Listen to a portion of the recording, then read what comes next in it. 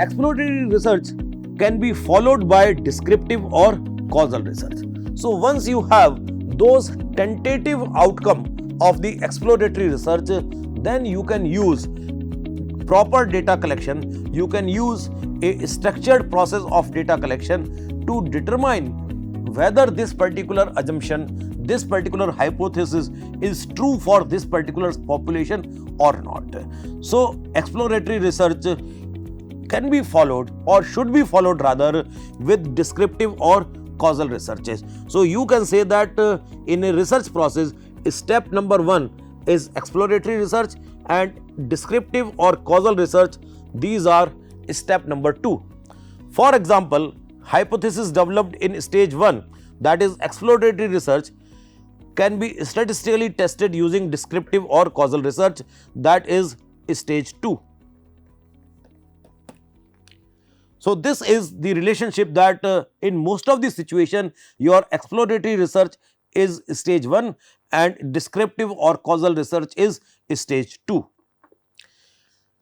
But it is not necessary to begin every research design with exploratory research. In first 2 slides, we said that stage 1 is exploratory research and then we go to descriptive or causal research. But it is always not necessary that you start with exploratory research. It depends upon the precision with which the problem has been defined and the researcher's degree of certainty about the approach to the problem.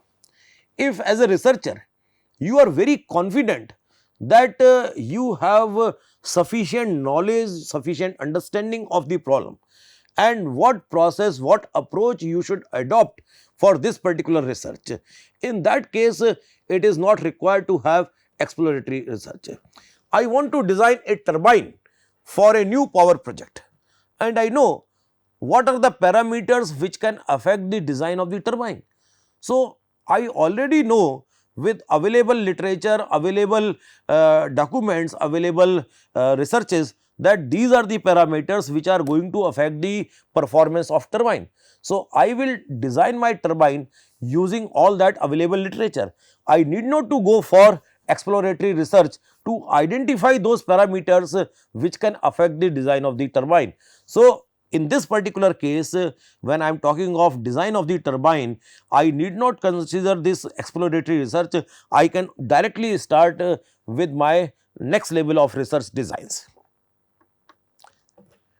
Although, now another point which we will like to discuss, although exploratory research is generally the initial step, it need not be, though we have in earlier slides advocated that exploratory research is to be followed generally by descriptive or causal research, but it is not a permanent condition. It is not a permanent condition.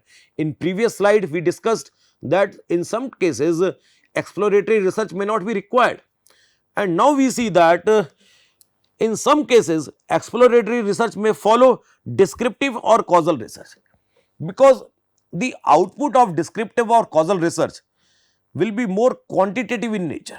You do lot of quantitative analysis, statistical analysis. So many a times it will be difficult to understand, to interpret those quantitative outputs. So again you may require exploratory research to convert those quantitative, those complex statements, complex output of descriptive research into more understandable statements. So in qualitative formats. So when you are converting those complex output of descriptive research, your causal research, that is known as again exploratory research. So when you want to speak in layman's language, then you need to convert your complex research output into exploratory research kind of findings which can be understood, appreciated by everyone. So that is the kind of relationship between these 3 different type of research designs, exploratory, descriptive and your causal researches. They support each other. You need to understand in a particular context how you are going to use them in a sequence. In some case exploratory to be followed by causal or descriptive. In some cases, descriptive or causal may be followed by exploratory, and in some cases only you can require descriptive or causal researches when you have a very good understanding, you know from certainty that what type of research process you need to adopt. So, with this we come to end of this third session on our empirical research discussions. Thank you very much.